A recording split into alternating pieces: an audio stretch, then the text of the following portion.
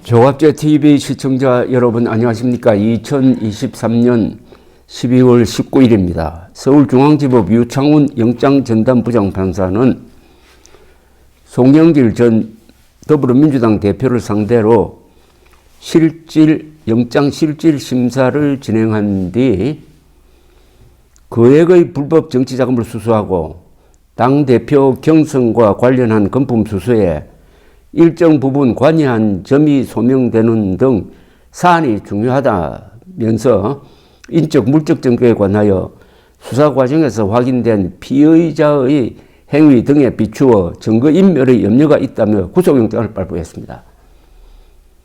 법조계에서는 검찰이 송영길 전 대표를 구속 상태에서 추가 조사한 뒤에 돈봉투 수수 의혹이 있는 민주당 의원들을 향해 수사를 확대할 것이라는 분석이 나오고 있습니다. 이른바 돈봉투 살포 사건은 송영길 전 대표가 민주당 대표로 선출된 2021년 5월 2일 전당대회를 앞두고 벌어진 것으로 조사가 되었습니다. 검찰은 송영길 전 대표를 이 사건의 맨 꼭대기에 있는 사람으로 보고 있습니다. 송영길 전 대표는 그해 4월 27일과 28일 윤관석 의원에게 돈봉투 20개 총 6천만 원을 제공한 혐의를 받고 있습니다. 이어 윤 의원이 돈봉투를 민주당 의원들에게 전달을 했다는 스토리입니다. 송영길 전 대표는 같은 해 3월 30일과 4월 11일 당대표 경선 캠프 지역 본부장들에게는 650만 원을 제공한 혐의도 받습니다. 물론 송영길 전 대표는 모든 혐의를 부인해 왔습니다. 이런 돈봉투 살포 과정에서 윤관석, 이승만 의원과 이정건 전 민주당 사무부총장, 박용수, 송영길 전 대표 보좌관 출신, 강래구 전 한국수자원공사 상임감사 등이 가담한 것으로 조사되었습니다. 검찰은 어제 윤 의원과 강 씨에 대한 1심 재판에서 징역 5년과 3년을 각각 구형했습니다.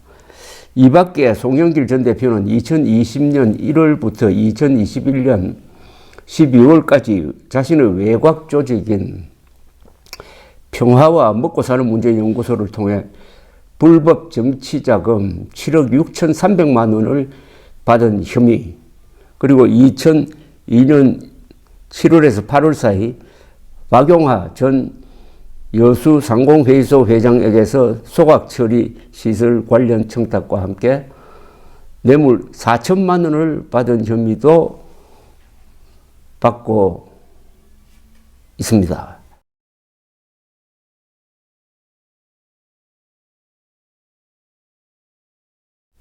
오늘 영장을 발부한 유창훈 부장판사는 지난 9월 말에는 이재명 현 민주당 대표에 대한 구속영장에 대해서는 기각을 했습니다. 그 기각문이 상당히 법리적으로나 문장론적으로 문제가 있었습니다만 오늘은 아주 명쾌하게 송영길 전 대표를 구속시켰습니다. 이 차이는 어디냐? 한 사람은 현직 민주당 대표이고 한 사람은 좀 힘이 빠진 전직 민주당 대표이다 하는 것과 상당히 관련 있는 영장 발부와 기각이 아닐까 하는 생각이 듭니다. 자, 민주당은 이제 전 대표는 구속되고 현 대표는 구속영장 기각됐지만 지금 재판 받는다고 바쁩니다. 그것도 여러 재판에 지금 동시에 걸려 있습니다. 그런데 총선은 다가오고 있습니다. 그런데 이재명 대표는 당권을 잡고 공천을 좌지우지하려고 하고 있습니다. 오히려 요 사이는 국민의힘과 윤석열 대통령을 몰아붙이는 그런 자세를 보이고 있습니다. 어떻게 보면은 이 더불어민주당은 더불어범죄당이라고 부르는 게 정확하지 않을까 하는 생각이 듭니다. 너무나 많은 국회의원들이 너무나 많은 형사사건과 연루돼 가지고 재판받고 수사받고 있습니다. 더불어범죄당 또는 영화 제목을 빌린다면은 범죄도시가 아니냐 하는 생각까지 듭니다. 국민의힘은 뭐 그런 사건이 없는 건 아니지만은 거의 극소수고, 국민의힘은 주로 지금 비판받고 있는 게 무능하다는 점에서 비판을 받고 있습니다. 국민의힘은 무능하고 민주당은 악랄하다, 이렇게 표현할 수 있을지 모르겠습니다. 자, 민주당은 윤석열 정부를 검찰공화국이라고 비판을 합니다. 그러나 국민의힘은 아마 이런 민주당을 범죄공화국이라고 비판할 거예요. 특히 한동훈 씨가 장관을 그만두고 비상대책위원장이 된다든지 선거대책위원장이 되면은 아마 프레임을 범죄공화국 민주당에 의한 국회 독재를 타도하자, 이런 식으로 나갈 가능성이 있습니다. 그래서 선거 프레임이 검찰공화국이냐 아니면 범죄공화국이냐, 이런 식으로 프레임이 나누어졌을 때 유권자들이 어느 쪽을 선택할 거냐, 이게 일종의 킬러 문항인데, 그런 선택이 아주 어려운 속에서 이제 이준석 신당, 이낙연 신당 등등 이야기가 나오고 있습니다. 그나저나 이 민주당이 이렇게 부패와 관련된 사건에서 수사 대상에 오르고 기소가 되고 재판받은 예는 일찍이 없었습니다. 아무리 전과자가 30%라 그러더라도 그 뭐 대다수가 교통법규 위반 또는 옛날에 시위와 관련된 것이었는데, 지금 민주당은 그와는 달리 부패 혐의자가 그렇게 많습니다. 돈과 관련된. 그런데 이 사람들이 입만 열면 민주투사라고 합니다. 민주투사와 돈을 버는 것하고 무슨 관계가 있습니까? 권력을 잡으니까 이권이 생겨가지고 일종의 좌파 이권 카르텔을 형성을 하고, 그래서 돈을 많이 받게 되고, 그러니까 검찰 수사를 받게 되었다. 결국 저들이 말하는 민주투사는 그게 가짜란 이야기죠.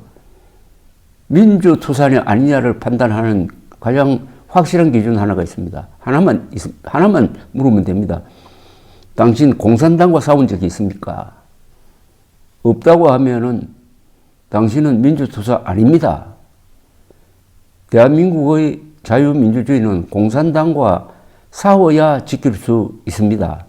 공산당과 싸운 적이 없는 사람이 민주투사를 참칭하는 것은 일제와 싸운 적이 없는 사람이 독립투사를 주장하는 것과 마찬가지입니다. 당신은 가짜입니다. 이렇게 이야기를 해야 됩니다. 그런 점에서 지금 민주당에서 공산당과 싸운 민주투사 있습니까?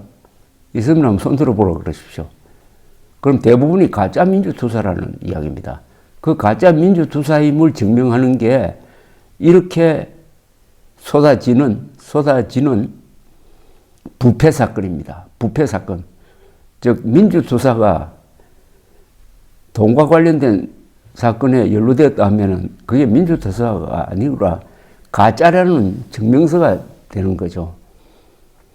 이런 송영길 전 대표에 대해서 한동훈 법무장관이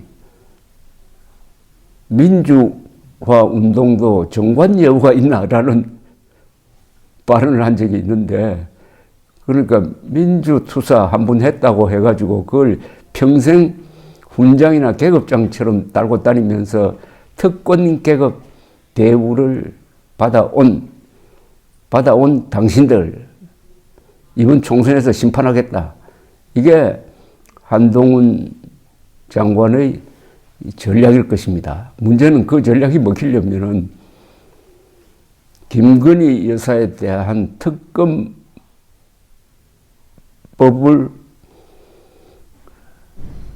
거부권 행사로 막으면은 거기서 논리적 모순이 생기는 거죠. 검찰공화국이냐, 범죄공화국이냐, 어느 쪽을 선택할 거냐, 지금부터 아주 고민하는 그런 모드로 우리 국민들이 들어갈 것 같습니다. 감사합니다.